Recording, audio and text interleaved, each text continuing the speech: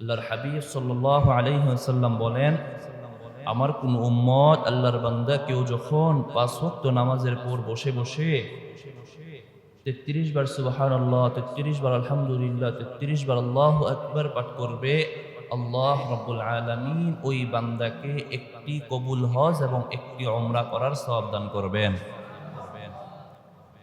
أما بعد فأعوذ بالله من الشيطان الرجيم.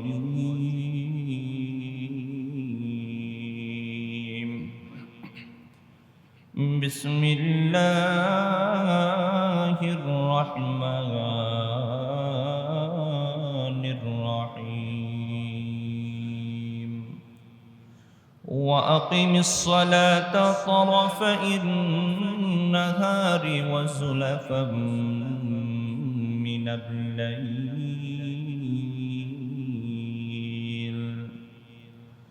إن الحسنات يذهبن السيئات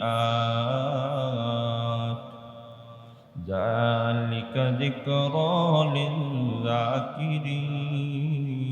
للذاكرين واصبر فإن الله لا يضيع أجر المحسنين.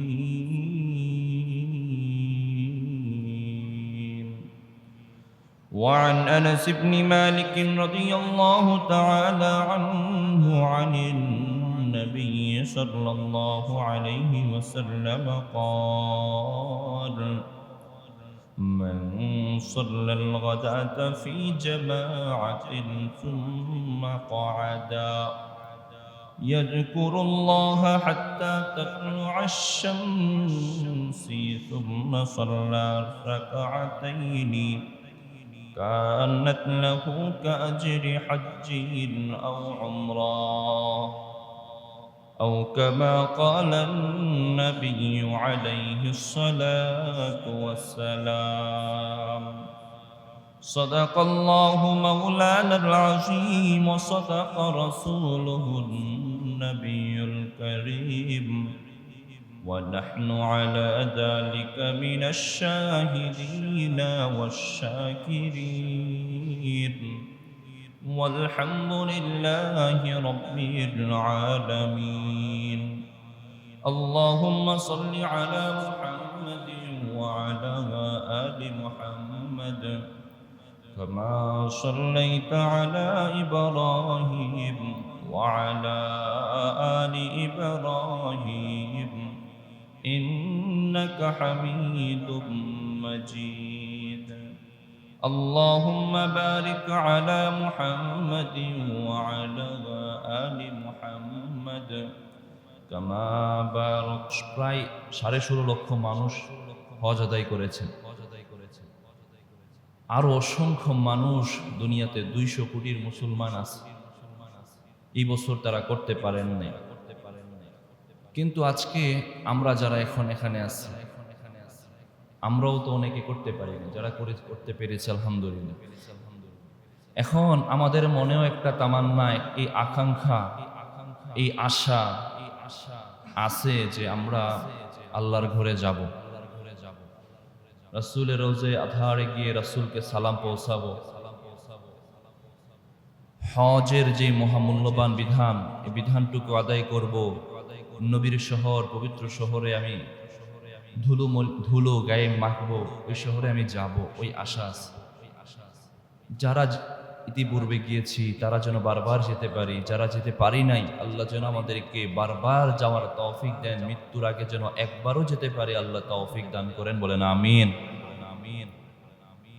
এখন যারা হজ করে আসছেন তারা তো বিরাট সওয়াবের ভাগীদার হয়ে আসতেছেন।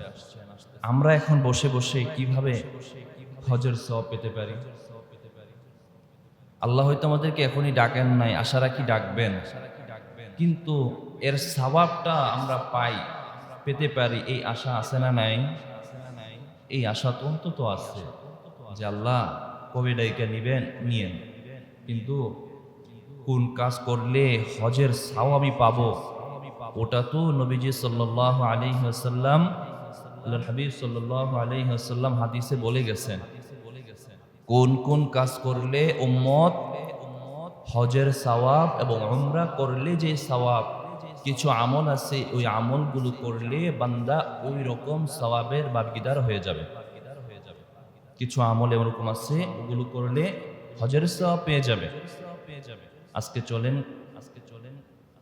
কয়েকটি পয়েন্টে মূল সময়ের মধ্যে 10টি পয়েন্টে 10টি এমন আমলের কথা জানবো যে আমল করলে আল্লাহ রাব্বুল আলামিন আমাদেরকে হজের সওয়াব উমরার সওয়াব দান করবেন। 1 নম্বর, আমরা 5 ওয়াক্ত নামাজ পড়ি। 5 ওয়াক্ত নামাজের পর, ফরজ নামাজের পর আমাদের অনেকেরই এই আমলটা আছে, আদত অভ্যাসটা আছে। দেখি বসে বসে হাঁটতে হাঁটতে তসবিহ নিয়ে হাত দিয়ে গুনে গুনে 33 বার সুবহানাল্লাহ, 33 বার আলহামদুলিল্লাহ, 33 বার আল্লাহু আকবার, এটা পড়ার অভ্যাস আছে না আমাদের? আল্লাহর হাবিব সাল্লাল্লাহু আলাইহি ওয়াসাল্লাম বলেন, আমার কোন উম্মত আল্লাহর বান্দা কেউ যখন 5 ওয়াক্ত নামাজের পর বসে বসে 33 বার সুবহানাল্লাহ, 33 বার আলহামদুলিল্লাহ, 33 বার আল্লাহু আকবার পাঠ করবে, আল্লাহ রাব্বুল আলামিন ওই বান্দাকে একটি কবুল হজ এবং একটি উমরা করার সওয়াব দান করবেন। শুধু হজই না, আরো কিছু রাসূল হাদিসে বলেছেন। সহিহ বুখারীর 843 নম্বর হাদিসের বর্ণনা আবু হুরায়রা রাদিয়াল্লাহু তাআলা আনহু বর্ণনা করেন। عن أبي هريرة رضي الله تعالى عنه قال جاء الفقراء إلى النبي صلى الله عليه وسلم فقالوا يا رسول الله ذهب أهل الدثور من العمل بالدرجات العلا والنعيم المقيم يصلون كما تصلي ويصومون كما نصوم ولا فضل من أموالهم يحجون بهما ويعمرون ويجاهدون। আল্লাহর হাবিব সাল্লাল্লাহু আলাইহি ওয়াসাল্লামের কাছে একদল গরীব সাহাবায়ে কেরাম আসলেন।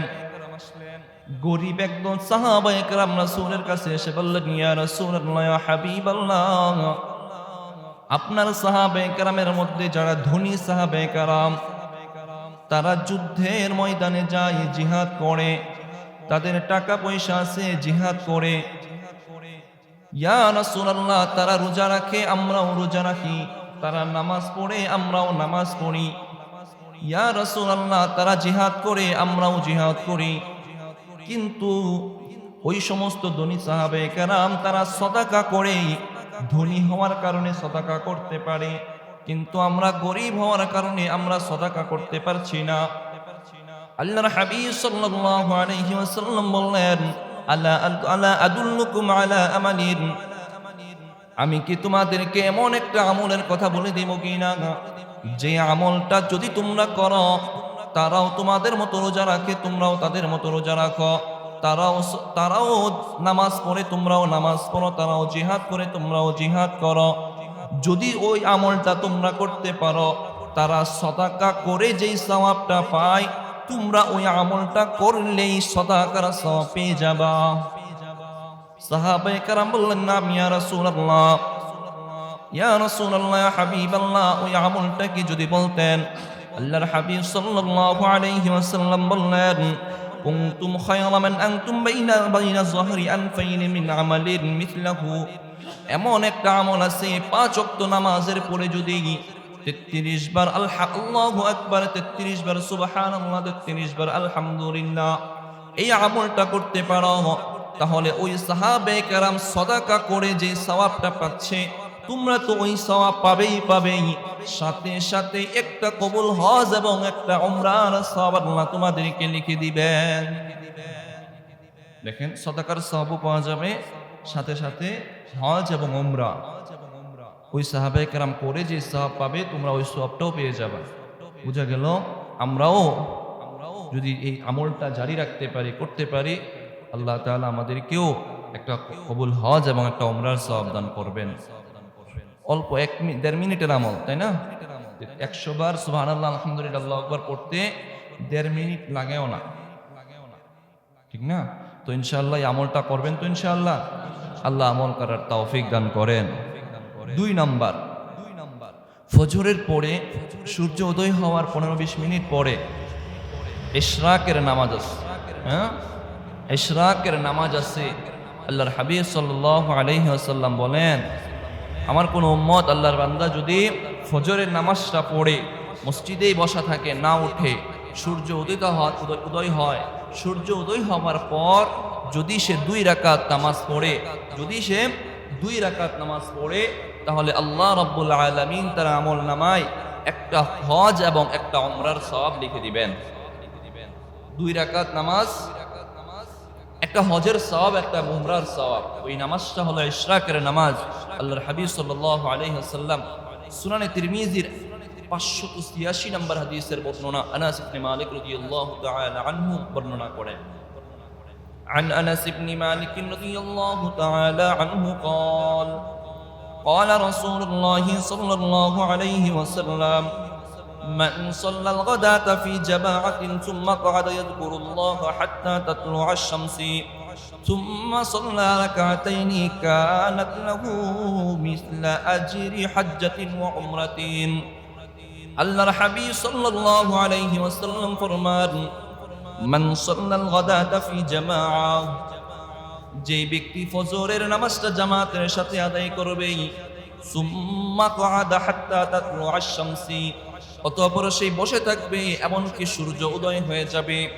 ফজরের পর মসজিদে নামাজ শেষ হওয়ার পর বসে রইলেন, 10-15 মিনিট 20 মিনিট পরে সূর্য উদিত হয়ে যাবে।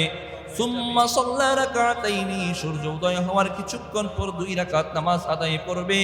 নবীজি সাল্লাল্লাহু আলাইহি ওয়াসাল্লাম বলেন, কানাত লাহু মিসলা আজরি হাজ্জাতিন ওয়া উমরাতিন, আল্লাহ রাব্বুল আলামিন তাকে একটি হজ এবং একটি উমরা করার সওয়াব দান করবেন। ফজরের নামাজের পর এই আমলটা দামি আমল, একটা হজ এবং একটা উমরার সওয়াব আপনি পেতে পারেন এই আমলের মাধ্যমে। সুতরাং ফজরের নামাজটা যে যেখানেই পড়েন না কেন, নামাজটা পড়ে, তবে হাদিসে মান সাল্লাল গাদাতা ফি জামাআহ, জামাত শব্দ আসছে। আপনি ঘরে যদি নামাজটা পড়ে নেন, যদি আশা করেন আল্লাহর কাছে আল্লাহ দিতে পারেন, বাকি হাদিসের শব্দ আসছে, আমি বলি না যে আপনি পাবেন বা পাবেনও না, ভাবি কি হাদিসে জামাত শব্দ আসছে। আপনি জামাতে পড়লে, জামাতে পড়ার পর যখন বসে থাকবেন, সূর্য উদয় হবে, তারপর 2 রাকাত নামাজ পড়বেন। সির্ফ 2 রাকাত নামাজ, 5 মিনিট 6 মিনিট লাগবে, ঠিক না? তো এতটুকু সময় আপনি একটি হজ এবং একটি উমরার সওয়াব পেতে পারতেছেন। দেখেন না, এতটুকু আমল করলে আল্লাহ তাআলা আপনার আমল নামায় সওয়াব লিখে দিবেন। এই উম্মতের শ্রেষ্ঠত্বের জন্য আল্লাহ তাআলা এগুলো আমল বাতায়া দিচ্ছেন, নবীজি বর্ণনা করে গেছেন। এই জন্য এই আমলটাও করবেন ইনশাআল্লাহ, আল্লাহ আমল করার তৌফিক দান করেন। 2 নাম্বার গেল। 3 নাম্বার, চাশতের নামাজের পর সূর্যটা যখন 1 তীর পরিমাণ উঠে যায়, মনে করেন যে 9টার দিকে সূর্যের তেজটা যখন বাড়তে থাকে, 9টা 10টা 8টার পরেই ধরেন, কখনো কখনো 8টার পরেই হয়ে যাবে। এখন যেমন 8টার পরেই তেজ বাড়তে থাকে, 5টা 10ই সূর্য উঠে যায়। তো এমন একটা সময় যখন সূর্য তার আলোটা বিচ্ছুরিত করতে থাকে কড়া হবে। সকালে তো সূর্যটা উঠে আলো দেখা যায়, কিন্তু কড়া না, না 1 ঘন্টা 1.5 ঘন্টা পর এটার আলো, এটার তেজ বাড়তে থাকে। তো ওই সময় একটা নামাজ আছে যেটা হলো চাশতের নামাজ। হ্যাঁ, 9টা 10টা 11টা 12টা আপনি যখন পড়তে পারেন। সূর্য 12টা বলতে আবার এটা বুঝে না সবসময় 12টা না, কিছুদিন যখন সূর্য ঠিক মাথার উপর থেকে আগে, এর আগে যখনই চান আপনি এই নামাজটা আপনি পড়তে পারেন। নবীজি সাল্লাল্লাহু আলাইহি ওয়াসাল্লাম বলেন, যেই ব্যক্তি ঘর থেকে বের হবে, ওযু করে বের হবে, মসজিদে আসবে, নিয়ত হলো ফজর, যোহর, আসর, মাগরিব, এশা না, একমাত্র চাশতের নামাজটা পড়বে। বুঝছেন নবী কিভাবে বলে গেছেন? ঘর থেকে বের হবে, সে মসজিদে আসবে চাশতের নামাজের জন্য। যে ব্যক্তি এইভাবে ঘর থেকে ওযু করে চাশতের নামাজের জন্য বের হলো, মসজিদে গিয়ে সে 2 রাকাত চাশতের নামাজ পড়বে, নবীজি সাল্লাল্লাহু আলাইহি ওয়াসাল্লাম বলেন, আল্লাহ পাক রব্বুল আলামিন তাকে একটি উমরা করার সওয়াব দান করবেন। বুঝেন, একটা উমরা করতে কমপক্ষে 1,25,000, 30,000, 50,000, 2 লক্ষ টাকাও লেগে যায়। আর শুধুমাত্র ঘর থেকে বের হইবেন, মসজিদে আসবেন, বের হয়ে এসে 2 রাকাত নামাজ পড়বেন, আল্লাহ আপনার আমল নামায় একটা উমরার সওয়াব লিখে দিবেন।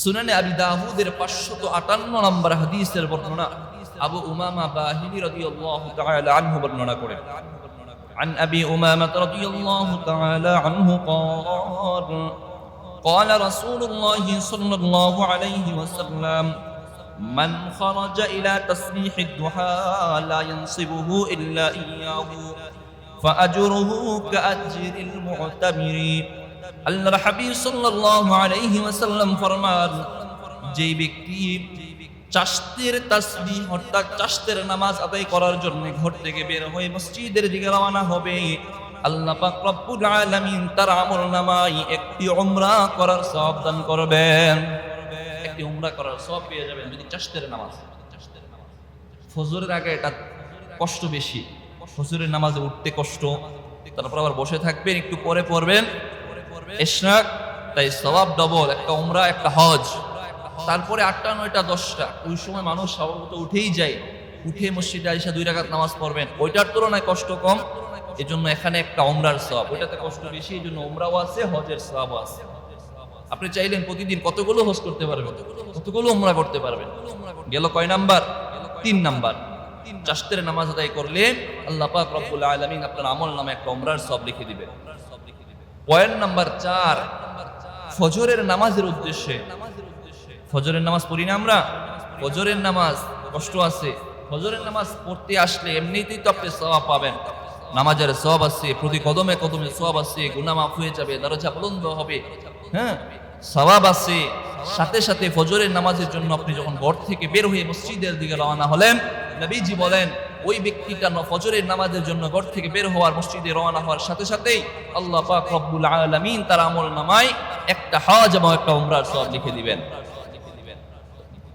হাদিস আবু দাউদের 558 নম্বর হাদিস যে হাদিসটা একটু আগে বললাম এই হাদিসের শেষ অংশে হাদিসে 2টা অংশ শেষ অংশেই নবীজি সাল্লাল্লাহু আলাইহি ওয়াসাল্লাম বলেন قال النبي صلى الله عليه وسلم من خرج من بيته مظهرا إلى صلاة مكتوبة فأجره كأجر الحاج والمعتمر আল্লাহর হাবিব সাল্লাল্লাহু আলাইহি ওয়াসাল্লাম ফরমান যে ব্যক্তি ঘর থেকে বের হয় একটি ফরজ নামাজ ফজরের ফরজ নামাজটা আদায় করার জন্য সালাতিন মাকতুবা নির্ধারিত ফরজ নামাজ ফজরের ফরজ নামাজটা আদায়ের জন্য কানাত লাহু কাজরি হজ্জিন ওয়া উমরাতিন আল্লাহর হাবিব সাল্লাল্লাহু আলাইহি ওয়াসাল্লাম ফরমান যে ব্যক্তি ঘর থেকে ফজরের ফরজ নামাজের জন্য বের হয় আল্লাহ পাক রব্বুল আলামিন তার আমলনামায় একটা হজ এবং একটা উমরার সওয়াব লিখে দিবেন চাশতের জন্য বের হয়েছিলেন একটা উমরা পাইবেন আবার ফজরের ফরজ নামাজের জন্য বের হয়েছেন তাহলে একটা হজ এবং একটা উমরার সওয়াব পেয়ে যাবেন গেল পয়েন্ট নাম্বার 4 ফজরের নামাজের জন্য ফরজ নামাজের জন্য যখন বের হব এতে করে আল্লাহ পাক রব্বুল আলামিন আমার আমলনামায় একটা করে হজ এবং একটা করে উমরার সওয়াব লিখে দেন পয়েন্ট নাম্বার 5 মসজিদে মক্তব ছিল না আগে মক্তবে বাচ্চারা পড়তো এখন তো মক্তব উঠে যাচ্ছে দিন দিন এখন না বাচ্চারা পড়ে সাহাবায়ে কেরামের যুগে বড় বড় মানুষ বয়স্ক মানুষ যুবক বৃদ্ধ সবাই নির্বিচারে পড়তো এখানে মসজিদে শিক্ষা ইলম শিখতো দ্বীন শিখতো কোরআন শিখতো মাসআলা মাসাইল শিখতো দেখেন যদি না শিখতেন তারা তাদের বয়স যখন তারা মুসলমান হয়েছিলেন এক একজনের বয়স কত বৃদ্ধ ছিলেন না হ্যাঁ আবু বকর রাদিয়াল্লাহু তাআলা আনহু যখন মুসলমান হয়েছেন বয়স তার 42 এইভাবে দেখেন আবু বকর রাদিয়াল্লাহু তাআলা আনহু 42 বছর বয়স আমাদের সময় 42 বছর বয়স বলে যে আমার তো জীবন শেষ এখন আমার ফলাফলের জীবন শুরু নিজে মনে করে যে রিটায়ার্ডে চলে গেছে অথচ আবু বকর রাদিয়াল্লাহু তাআলা আনহু 42 বছর বয়সে মুসলমান হয়ে কি করছেন চিন্তা করে দেখেন কত শত হাদিস তিনি বর্ণনা করছেন এমনি বর্ণনা করছেন ইলম না থাকলে ভিতরে ইলম ঢুকাইছেন শিখছেন কুরআন শিখছেন কারণ একজন বিধর্মী মানুষ তাই না মুসলমান হয়েছেন যেহেতু আগে মুসলমান ছিলেন না অন্য ধর্ম থেকে কনভার্ট হয়েছেন তো দেখেন কনভার্ট হয়ে দ্বীনের এত কিছু শিখছেন তার মানে 42 বছরের পরে কোরআন শিখছেন হাদিস শিখছেন মাসআলা মাসাইল শিখছেন শুধু কি শিখেছেন না উম্মতের শিক্ষক হয়ে গেছে উম্মতকে শিখানোর জন্য শিক্ষক এখন আমাদের বড় বড় মুহাদ্দিস বলেন ফকি বলেন, পৃথিবীর যত বড় আলেম বলেন, আবু বকর রাদিয়াল্লাহু আনহুর হাদিস তিনি বর্ণনা করেন না, করতেছেন। তার মানে উনার চেয়েও বড় ইলমের দিক থেকেও সাহাবী হওয়ার মর্যাদা তো আরো আছেই। তো বুঝেন, উনি যদি 42 বছর পরে শিখতে পারেন, আমার আপনার বয়স কেন 42-30 হলে শিখতে পারবো না? শিখার বয়স আছে, শিখবেন।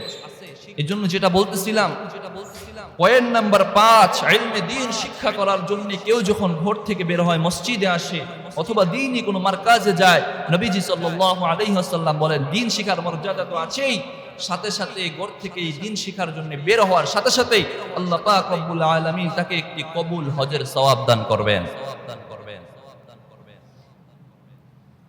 তাবারানির ৭৪৭৩ নম্বর হাদিসের বর্ণনা, قال النبي صلى الله عليه وسلم من غدا إلى المسجد لا يريد إلا أن يتعلم خيرا أو يعلمه كان له كأجر حاجة تامة। আল্লাহর হাবিব সাল্লাল্লাহু আলাইহি ওয়াসাল্লাম ফরমান, যে ব্যক্তি ঘর থেকে বের হয়, মসজিদের দিকে যায় অথবা দ্বীনি কোনো মারকাজের দিকে যায়, উদ্দেশ্য হলো সে ইলম শিখবে অথবা ইলম শিখাবে, যে ইলম শিখার জন্য, শিখানোর জন্য ঘর থেকে বের হয়ে দ্বীনি মারকাজে বা মসজিদে আসবে, আল্লাহ পাক রব্বুল আলামিন তাকে একটি কবুল হজ করার পূর্ণ কবুল হজ করার সওয়াব দান করবেন। একটা পূর্ণ হজ, কবুল হজের সওয়াব দান করবেন। প্রতিদিন যদি আপনি 10 মিনিট 20 মিনিট করেও শিখেন, তাহলে আরেকটা হজ করার আপনি সওয়াব পেয়ে যাবেন। পয়েন্ট নাম্বার 5 গেল। তাহলে আপনি 5টা হজ প্রতিদিন করার একটা লিস্টি পেয়ে গেলেন। 5টা হজ প্রতিদিন করতে পারতেন। 10টা পয়েন্ট বলবো, 10টা আমল বলবো ইনশাআল্লাহ। পয়েন্ট নাম্বার 6, মসজিদে নামাজের জন্য আমরা আসি। একটু আগে একটা হাদিস শুনেছি, যে হাদিসে ফরজ নামাজের জন্য যখন আসবে তখন একটা হজ এবং একটা উমরা শুনেছি। এখন পয়েন্ট নাম্বার 6 একটা হাদিস শুনবো, যে হাদিসে নবীজি সাল্লাল্লাহু আলাইহি ওয়াসাল্লাম বলেন, ঘর থেকে মসজিদের দিকে যখন রওনা হয়, মসজিদে এসে যদি সে একটা ফরজ আদায় করে, তাহলে আগের হাদিসেও ছিল একটা হজ এবং একটা উমরা, এখন হাদিসেও শুনবেন, মসজিদে এসে একটা ফরজ আদায় করলে আল্লাহ পাক রব্বুল আলামিন তাকে একটি হজ আদায় করার সওয়াব দান করবেন। তো এই হাদিসটা তো আগেরটাই বললেই চলতো, এখন আবার কেন বললাম?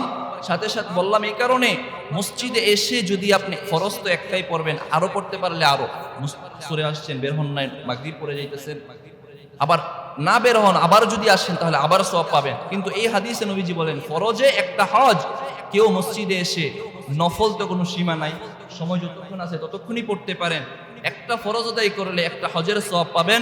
আর যদি একটা নফল নামাজ পড়েন, 2 রাকাত নফল নামাজ পড়েন, তাহলে আল্লাহ পাক রব্বুল আলামিন আপনার আমল নামায় একটা উমরা করার সওয়াব দান করবেন। 6 নাম্বার জানলেন, ফরজ নামাজ আদায় করলে একটা হজ, নফল নামাজ আদায় করলে একটা উমরা। তাবরানির ৭৫৭৮ নম্বর হাদিসের বর্ণনা, আল্লাহর হাবিব সাল্লাল্লাহু আলাইহি ওয়াসাল্লাম ফরমান, قال النبي صلى الله عليه وآله وسلم من مشى إلى صلاة مكتوبة في الجماعة فهي كحجة ومن مشى إلى صلاة تطوع إلى صلاة تطوع فهي كعمرة تامة। আল্লাহর হাবিব সাল্লাল্লাহু আলাইহি ওয়াসাল্লাম ফরমান, যে ব্যক্তি ঘর থেকে বের হয়ে মসজিদের দিকে ফরজ নামাজের জন্য রওনা দিবে, ফরজ নামাজ আদায় করলে আল্লাহ তাআলা তাকে একটি হজের সওয়াব দান করবেন। আর মসজিদে এসে একটি তাতাওয়ুন নফল নামাজ আদায় করলে আল্লাহ পাক রব্বুল আলামিন তার আমলনামায় একটা উমরার সওয়াব লিখে দিবেন। ফরজ পড়লে একটা হজ, আর নফল নামাজ আদায় করলে যতটা আদায় করবেন ততটা উমরার সওয়াব আপনি পাবেন। 6টা আমল পাইলাম, যেখানে হজ এবং উমরা প্রতিদিন আপনি আদায় করতে পারতেছেন। উমরা আপনি যতটা চান, নফল বেশি করবেন, বেশি সওয়াব অর্জিত হবে ইনশাআল্লাহ। পয়েন্ট গেল 6। পয়েন্ট নাম্বার 7, আজকে জুমার নামাজ পড়তে আসছেন না? হ্যাঁ, শুরুতে আমি বলেছিলাম গরিবের জন্য আজকের দিনটা হজের দিন। গরিবের জন্য জুমার দিন, হজের দিন, এটা আমার কথা না, আল্লাহর হাবিব সাল্লাল্লাহু আলাইহি ওয়াসাল্লামেরই কথা, যে আমরা ফরজ জুমার নামাজের জন্য, আদায়ের জন্য মসজিদে উপস্থিত হয়েছি, হাজির হয়েছি। এই যে ফরজ নামাজ আদায় করতে, জুমার নামাজ আদায় করতে এসেছি, আল্লাহর হুকুম আদায় করতেছি, আল্লাহ সওয়াব দান করবেন, নামাজের সওয়াব দান করবেন, প্রতি কদমে কদমে সওয়াব পাবো। সাথে সাথে এই যে জুমার নামাজের জন্য মসজিদে উপস্থিত হয়েছি, এই উপস্থিতিটার জন্যই আল্লাহ তাআলা আপনাকে একটা কবুল হজের সওয়াব দান করবেন। এই যে মসজিদে আসছেন, একটা কবুল হজের সওয়াব পেয়ে গেছেন, তাহলে প্রতি সপ্তাহে আরেকটা পাওয়ার সুযোগ হয়ে গেল। মিরকাতুল মাফাতিহ এর মধ্যে ইবনুল মুসাইয়িব, সাঈদ ইবনুল মুসাইয়িব রাহিমাহুল্লাহর একটা মাকুল আছে। নবীজি সাল্লাল্লাহু আলাইহি ওয়াসাল্লাম বলেন, আল জুমআতু আহাব্বু ইলাল্লাহি মিন হজ্জিত তাতাব্বু। নবীজি সাল্লাল্লাহু আলাইহি ওয়াসাল্লাম বলেন, জুমার নামাজের জন্য মসজিদে উপস্থিত হওয়া এটা নফল হজ করার চেয়ে উত্তম। আপনার উপর হজ ফরজ হয়েছে, আপনি হজ করে ফেলছেন, আপনার টাকা পয়সা আছে না, 2 বার 3 বার 5 বার 7 বার হজ করে, 20 বারও হজ করে, এমন আছে। তো একবারের পর যতবার আছে সবগুলো নফল। নবীজি সাল্লাল্লাহু আলাইহি ওয়াসাল্লাম ফরমান যে জুমার নামাজে উপস্থিত হওয়া এটা নফল হজ করার চেয়ে উত্তম। আর জামিউ সগীরের মধ্যে আব্দুল্লাহ ইবনে আব্বাস রাদিয়াল্লাহু তাআলা আনহু থেকে মারফু সূত্রে বর্ণিত আছে, আল জুমআতু হজ্জুল মাসাকিন, জুমা হলো মিসকিনদের জন্য হজ। যারা গরিব, মানে গরিব বলতে কি বোঝায়, খাইতে পারে না এমন না, গরিব এখানে গরিবের দ্বারা উদ্দেশ্য যারা হজ করতে সামর্থ্য নাই, এমন গরিব যাদের হজ করার সামর্থ্য নাই কিন্তু দিলে তামান্না আছে, জুমার নামাজে উপস্থিত হওয়ার মাধ্যমেই নবীজি সাল্লাল্লাহু আলাইহি ওয়াসাল্লাম বলেন, আল হাজ্জাতু আল মাসাকিনের জন্য জুমার নামাজে উপস্থিত হওয়া এটাই হলো হজ। জুমার নামাজে উপস্থিত হবেন, এটাই হজের সওয়াব আল্লাহ তাআলা লিখে দিবেন। গেল 7 নাম্বার যে আমলের মাধ্যমে আমরা হজ এবং উমরার সওয়াব পেতে পারি। নাম্বারগুলো আমি শেষে আবারও বলবো, স্মরণ রাখবেন, কেননা 7টা বলছি, 7টাই মনে আছে এমন কিন্তু না। এই আমলগুলো করলে আপনি প্রতিদিন একটা হজের সওয়াব পেতে পারতেছেন, একটা উমরার সওয়াব পেতে পারতেছেন। উমরা তো চাইলে একাধিক করতে পারতেছেন, উমরার সওয়াব পেতে পারতেছেন। দিলে যখন আকাঙ্ক্ষা আছে, আপনি যেতে চান, তাহলে কেন যেতে পারলে করতেন, এখন আল্লাহ তাআলা আপনাকে সওয়াব দিবেন ঘরে থেকে মসজিদে আসলে, এটা কেন ছেড়ে দিবেন? আল্লাহর হুকুম ওটা হলে আল্লাহর হুকুম এটাও তো। 7 নাম্বার। 8 নাম্বার, ইশা এবং ফজর। আগে তো হাদিস শুনছেন, ফরজ নামাজের জন্য গেলে, ফজরের নামাজের জন্য গেলে হজের সওয়াব। এখন আরেকটা নামাজ আছে কঠিন, মুনাফিকদের জন্য কঠিন, ইশা। মুনাফিকদের জন্য রাসূল বলেন 2টা নামাজ কঠিন, একটা হলো ইশা এবং আরেকটা হলো ফজর। এই হাদিসে নবীজি সাল্লাল্লাহু আলাইহি ওয়াসাল্লাম ফরমান, ইশা এবং ফজরের নামাজ যেই ব্যক্তি জামাতে মসজিদে এসে আদায় করবে, আল্লাহ পাক রব্বুল আলামিন তাকে একটি হজ এবং একটি উমরা করার সওয়াব দান করবেন। লাতাইফুল মাআরিফাতের 250 নম্বর পৃষ্ঠায় ইবনে রজব হাম্বলি রাহিমাহুল্লাহ আবু যর গিফারি রাদিয়াল্লাহু তাআলা আনহু থেকে হাদিস নকল করেন। তিনি বলেন, عن أبي ذر الغفاري رضي الله تعالى عنه قال قال رسول الله صلى الله عليه وآله وسلم صلاة الغداة في جماعة تعدل حجتان وصلاة العشاء في جماعة تعدل عمرتان। আল্লাহর হাবিব সাল্লাল্লাহু আলাইহি ওয়াসাল্লাম ফরমান, ফজরের নামাজটা যে ব্যক্তি জামাতের সাথে মসজিদে আদায় করবে, আল্লাহ পাক রব্বুল আলামিন তাকে একটি কবুল হজ করার সওয়াব দান করবেন।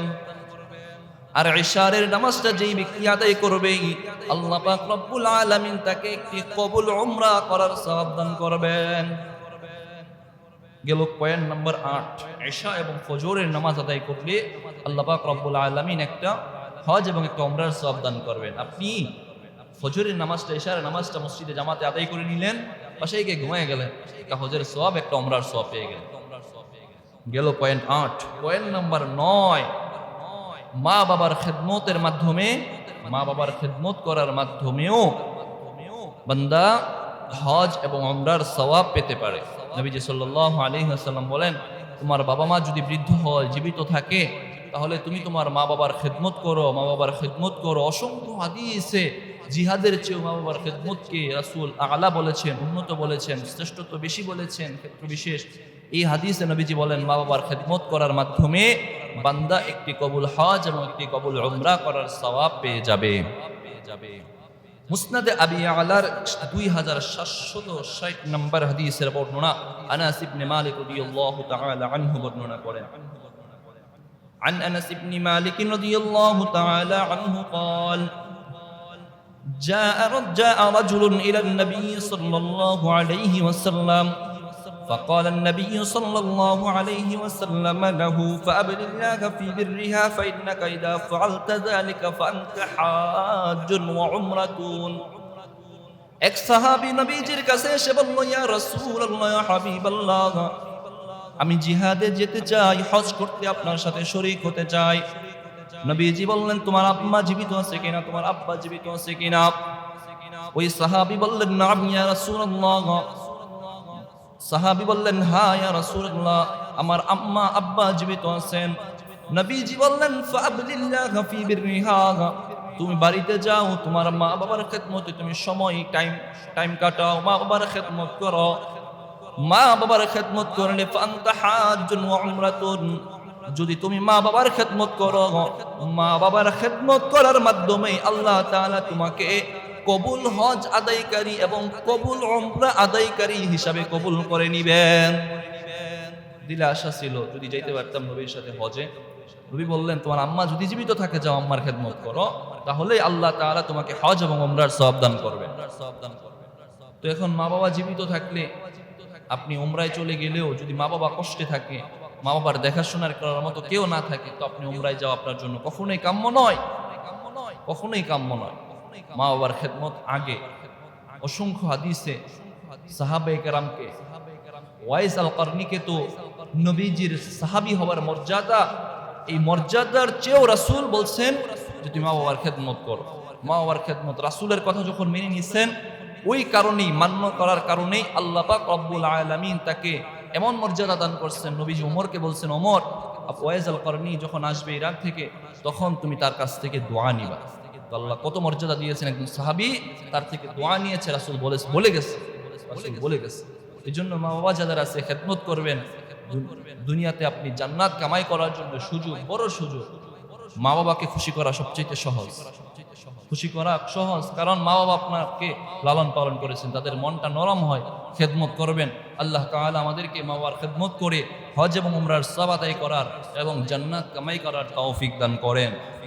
এলো পয়েন্ট নাম্বার 9, মা বাবার খেদমতের মাধ্যমে হজ এবং উমরার সওয়াব পেতে পারি। পয়েন্ট নাম্বার 10, এটা খুবই গুরুত্বপূর্ণ, যে যখনই চান আপনি তখনই হজ করতে পারবেন, যখনই চান তখনই উমরা করতে পারবেন। বিষয়টা গুরুত্বপূর্ণ না? আপনি চাইতেছেন এখন, যখন যেখানে চাইবেন হজ করতে পারবেন, যখন যেখানে চাইবেন হজ এবং উমরার সওয়াব আপনি নিজের আমলনামায় লিখে নিতে পারবেন। কিসের মাধ্যমে? এটা হলো সহিহ নিয়তের মাধ্যমে। সহিহ নিয়তের মাধ্যমে একটি উমরা এবং একটি হজের সওয়াব আপনি আমলনামায় জমা করতে পারবেন। কথাটা কি ভুল বলে ফেললাম? হাদিস থেকে দলিল দিব, তার আগে বুঝে নেন। দেখেন, আপনি নিয়ত করলে আরেকটা দেওয়া হয়। আপনি যদি মসজিদ থেকে নিয়ত করে বের হয়েছেন নামাজ পড়বেন, আপনাকে এই নামাজের একটা সওয়াব সাথে সাথে লিখে দেওয়া হয়েছে।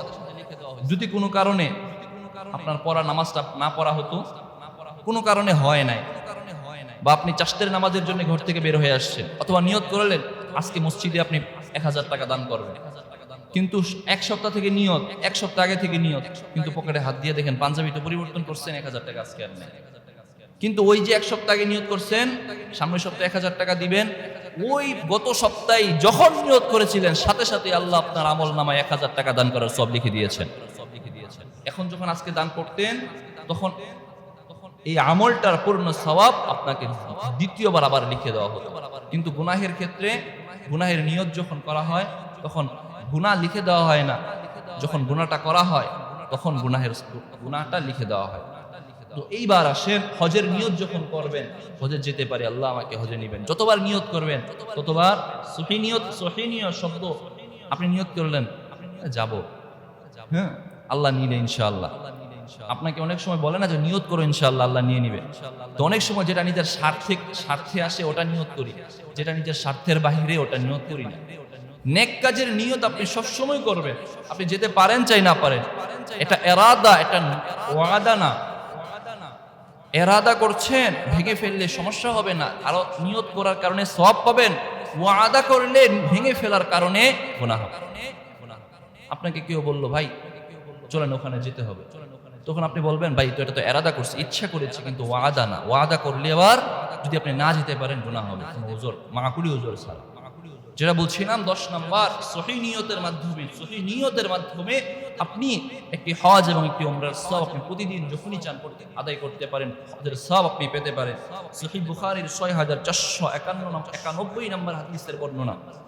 قال النبي صلى الله عليه وآله وسلم من هم بحسنة فلم يعملها كتب الله له عنده حسنة كاملة। নবীজি সাল্লাল্লাহু আলাইহি ওয়াসাল্লাম ফরমান, মান হাম্মা বিহাসানাতিন, কোন উম্মত, কোন বান্দি যখন একটি নেক কাজের নিয়ত করবে, আল্লাহ পাক রব্বুল আলামিন সাথে সাথে তাকে ওই নেক কাজের সওয়াব, একটা সওয়াব তাকে লিখে দিবেন।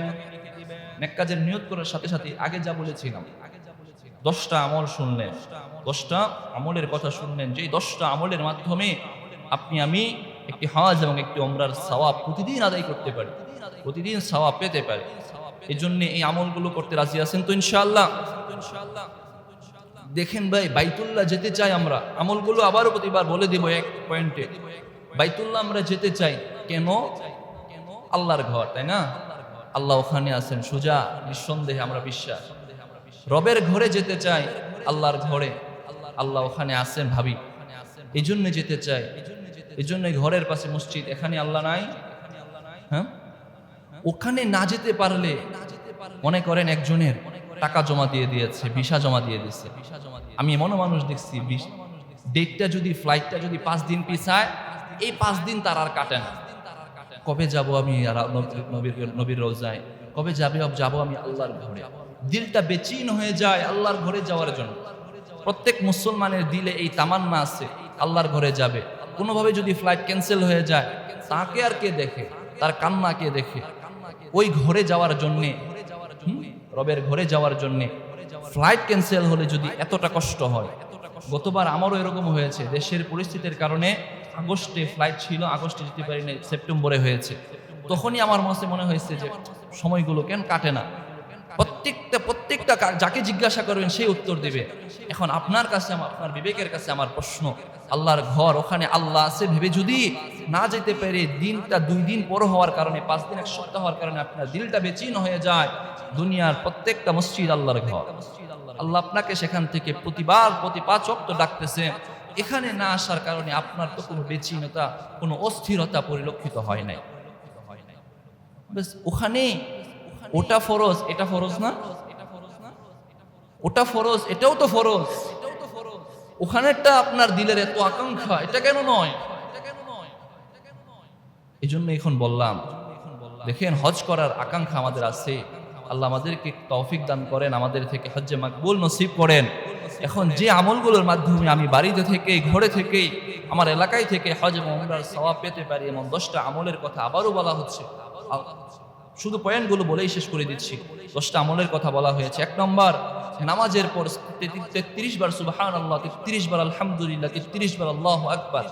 2 নম্বর, ফজরের নামাজের পর ইশরাকের নামাজ। 3 নম্বর, ইশরাকের 1 থেকে 1.5-2 ঘন্টা পর থেকে সূর্য মাথার উপর হওয়া পর্যন্ত চাশতের নামাজ। 3 নম্বর চাশতের নামাজ। 4 নম্বর, ফরজ নামাজের জন্য মসজিদে যাওয়া, ফরজ নামাজ শুধু আদায় করলেই, ফরজ নামাজের জন্য গেলেই একটা হজ এবং একটা উমরার সওয়াব। 5 নম্বর, ইলমে দ্বীন শিখার জন্য দিনে কোনো মারকাজ অথবা মসজিদে গমন করার মাধ্যমে। 6 নম্বর, মসজিদ জামাতের জন্য মসজিদে আসা। এটা যে কোনো জামাতের জন্য মসজিদে যখন বান্দা আসবে, তাতেই একটি হজ এবং একটি উমরার সওয়াব। 7 নম্বর, জুমার নামাজের জন্য আপনি মসজিদে উপস্থিত হয়েছেন, এতে করে। 8 নম্বর, ইশা এবং ফজরের নামাজ জামাতে আদায় করলে একটি হজ এবং একটি উমরা। 9 নম্বর, পিতামাতার খিদমত করার মাধ্যমে একটি হজ এবং একটি উমরার সওয়াব। 10 নম্বর, সহিহ নিয়ত করার মাধ্যমে আল্লাহ পাক রব্বুল আলামিন আপনাকে আমাকে একটি হজ এবং একটি উমরা করার সওয়াব দান করবেন। সুতরাং এই আমলগুলো যথা নিয়তে, যথা সময়ে, সহিভাবে আমি যেন আদায় করতে পারি এবং হজ এবং উমরার সওয়াব পেতে পারি। আল্লাহ পাক রব্বুল আলামিন আমাদেরকে তৌফিক দান করেন।